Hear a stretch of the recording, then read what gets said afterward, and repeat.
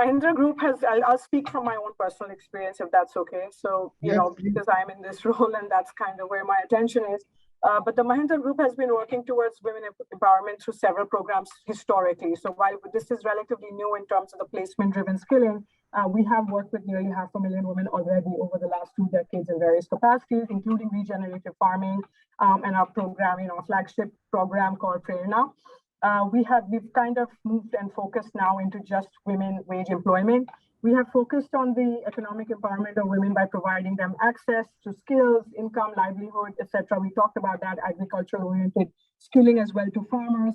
I think going forward, we are focusing on building a higher formal employment focus, which is where the challenge lies, as you know, with various factors, including unemployment rates and our population. So therefore, we've undertaken a few strategic pilots with distinct demographic groups, and we're kind of still implementing our learnings and processing some of the feedback from those pilots.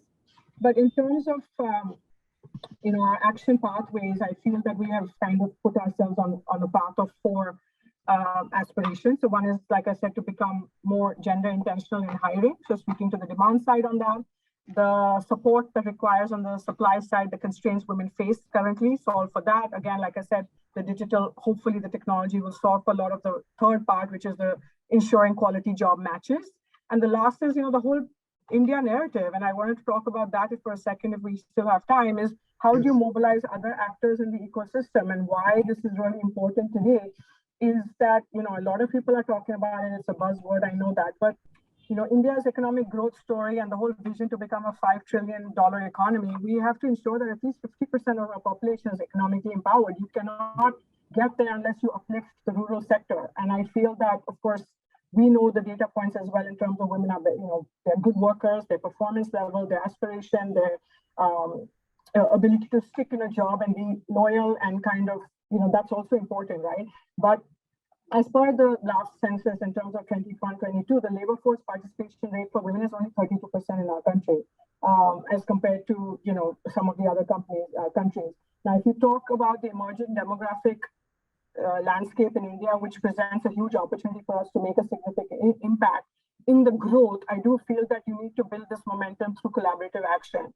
So we've, like I said, we organized a consultative session on women's economic empowerment a couple of weeks ago, where we've requested representation from various stakeholders, including philanthropy, CSR, sector experts, technology leaders, NGOs, because they all have to work together in tandem. It's part of the ecosystem. If everyone is only looking at it from their own lens, we're not going to get very far, because we know the pillars and we know the constraints and the challenges of what we need to do within that pillar.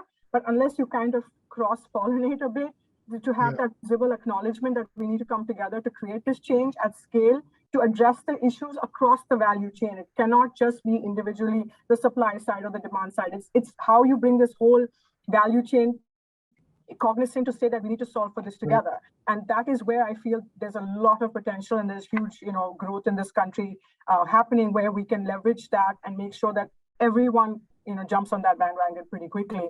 And then it's, of course, the last point is the women's aspirations. We work extensively with skilling partners and provide domain and employability skilling. I'm sure you understand the difference.